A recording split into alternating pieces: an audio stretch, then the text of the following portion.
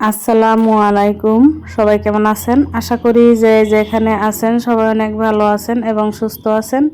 আলহামদুলিল্লাহ আমরা অনেক ভালো আছি। ইনায়ামুজ ব্লগ থেকে আরও একটা নতুন দিনে নতুন ভিলেজ লাইফস্টাইল ব্লগ ভিডিও নিয়ে আপনাদের মাঝে চলে আসলাম। আজকের ভিডিওতে থাকছে ঝটপট 10 মিনিটের মধ্যে সকালের নাস্তা বানিয়ে ফেললাম। আর হচ্ছে নতুন একটা রেসিপিও আপনাদের সাথে শেয়ার করব। আর বাড়িতে আর বিনা খরচে কিভাবে গাছ লাগায় সেটাও আছে আজকের ভিডিওতে। আর হচ্ছে মুরগির ডিম উঠানো সব কিছুই থাকছে।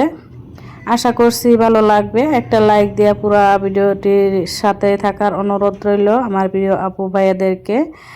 আর যারা আজকে নতুন চ্যানেলটি সাবস্ক্রাইব করে দেয় পাশে থেকে যেতে পারেন। এই তো দেখতে পারছেন এখানে আমি কিন্তু বাফা পিঠার জন্য গুঁড়িগুলো আর কি বাফা পিঠার জন্য যেভাবে আর কি পানি দিয়ে চাইলে নিয়ে আমি প্রেশার কুকারের মধ্যে পানি বসাই দিয়ে তারপরে চাইলে নিয়ে এই তো একদম ঝটপট পিঠাগুলো বানাই নিলাম। আর শীত তো চলে গেতাইছে তাই আর কি ভাবলাম যে আবার রমজানও চলে আসতেছে। রোজার মাসে কিন্তু এই চা খাওয়াটা তো থাকবে না সকালবেলা। আর এই সকালে যে শীতের সকালে বাবা পিঠা খাওয়ার একটা মজা তো সেটাও আর পাবো না। তাই আর কি ভাবলাম যে রোজাও এসে পড়লো তাই বাবা পিঠা আর কি বানাই নেই, অনেকদিন ধরে বানাইতেছিলাম না। তাই আর কি সকালের নাস্তা করে এখন একটা নতুন একটা রেসিপি বানানোর জন্য চলে আসলাম। তো এর আগে কখনো বানাই নাই বা কে কোথাও দেখিও নাই, তাই আর কি আপনাদের সাথেও শেয়ার করব। তো এখানে রেসিপিটি বানানোর জন্য একটা টমেটো নিচ্ছি আর দুইটা যে পেঁয়াজ নিয়ে নিচ্ছি, বেশি বড় না ছোটো না, তো মাঝারি সাইজের পেঁয়াজগুলো আর কি নিয়ে নিচ্ছি দুইটা। তারপরে যে নিয়ে এটা আমি ব্লেন্ডারে আর কি পেস্ট বানাই নিব। কাঁচামরিচও দিয়ে দিছিলাম 4টা আর একটা টমেটো আর 2টা পেঁয়াজ দিয়ে যে আমি তেলের মধ্যে জিরা দিয়ে দিলাম অল্প কয়টা। আর হয়েছে এলাচ, সাদা এলাচ আর দারচিনি 2 টুকরো। তো এই দারচিনি আর এলাচের আর কি একটা যেটা ফ্লেভার আসবে এটা কিন্তু খাইতে অনেকটাই মজা লাগে। তো আমি যে কোনো ঝোল বানাইলে ডিমের বা মাছের ঝোলের মধ্যে আমি এভাবে দারচিনি আর এলাচ ব্যবহার করি, আমার কাছে অনেক ভালো লাগে তাই।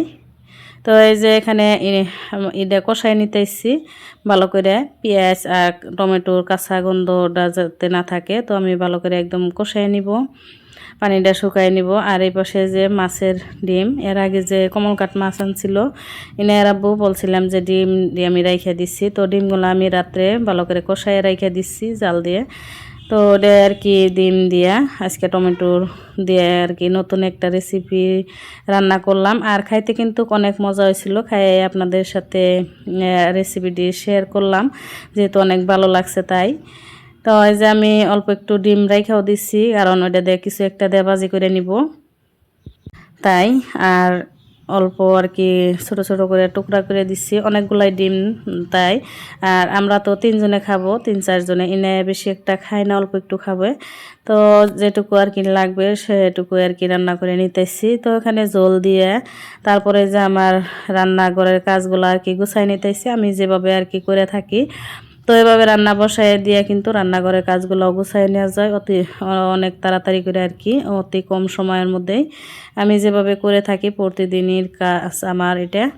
তো এই যে সকালের চা খাইছিলাম যে ওই কাপগুলা আর কিছু বাসনও জমা হয়েছে, তো এগুলো আমি ধুয়ে নিতেছি। আর গ্যাসের পাড়ের যে এগুলো আছে ঈদে আর কি ওটিও আমি ভালো করে মুছে নিচ্ছি।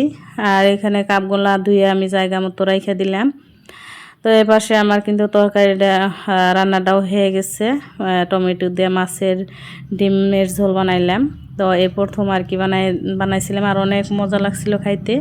তারপরে যে রান্নার পাশাপাশি কিন্তু আমার রান্নাঘরটা একদম মুছে পরিষ্কার করে নিছি, দেখতে পারছেন। এরপরে যে আমি ইনার আব্বু বড়ই কিনে নিয়ে আসছিল আর এই যে ছোটো ছোটো কমলাগুলো যে আছেই কিছু, তো ইনার আব্বুকে আর কি চুলাইয়ে দিতেছি আমি কমলা আর হচ্ছে বড়ইও দিয়েছিলাম। তো ইনার আব্বু আর কি একটা কমলা খাইছিল আর আমি খেয়ে নিচ্ছি, ছোটো ছোটো কমলা যেহেতু আর অনেক মিষ্টি খাইতে। তারপরে যে চলে আসলাম বাড়িতে আর কি বিনা খরচে গাছ লাগানোর জন্য। এর আগে আমার একটা বাটির মধ্যে আর কি গাছ লাগাইছিলাম, তারপরে আবার আর একটা বাটি অল্প একটু ফেটে গেছে, তাই ভাবলাম যে এই বাটিতেও আমি গাছ লাগাবো। এই তো বাটির মধ্যে লাগাইছিলাম এর আগে, দেখতে পাচ্ছেন কত সুন্দর হয়েছে গাছটা আর অনেকগুলা ফুলও আসতেছে। এই তো অনেক সুন্দর হয়েছে, একদম বাটিটা বইটা গেছে। তো ভাবলাম যে বাড়ি ফেলে দেওয়ার থেকে কিন্তু এই গাছ লাগালে অনেকটাই ভালো হবে। তো এই যে দেখতে পাচ্ছেন গাছটা কত সুন্দর একদম মোটা হয়েছে। তো এই বাটির মধ্যেও আর কি আমি এই গাছের চারাগুলো আর কি লাগাই দিব। তাই যে বাটিটা নিয়ে আসলাম, তো এর মধ্যে গোবরের সার আর হচ্ছে মাটি মিক্স করে লাগাবো। আর হচ্ছে এখানে যে এর প্লাস্টিকের যে ফুলগুলা থাকে কিনা পাওয়া যায়, তো এটা কিন্তু এই যে ছোট ছোট টাবগুলা এটার মধ্যে থাকে। তো ফুলগুলো আর কি আমি ফেলে দিছি, ভালো লাগে না যেহেতু নষ্ট হয়ে গেছে। তো এই টাবগুলা রেখে দিছি, একদমই ছোট কিউট, অনেক সুন্দর লাগতেছে। তো ভাবলাম যে যে গাছগুলো যে আছে তো এটা লাগাই দিব। তো এতেও দেখতে পাচ্ছেন এখানে লাগাইছি একটা গাছ। আর এই বাটিটার মধ্যে যে ওই চারাগুলো আর কি লাগাই দিছি, ছোট ছোট চারা উঠাইয়ে। তো এই পাশে এগুলো এই যে টাপেগুলো আমি সুন্দর, এই গাছটি বেশি সুন্দর একদমই কচি।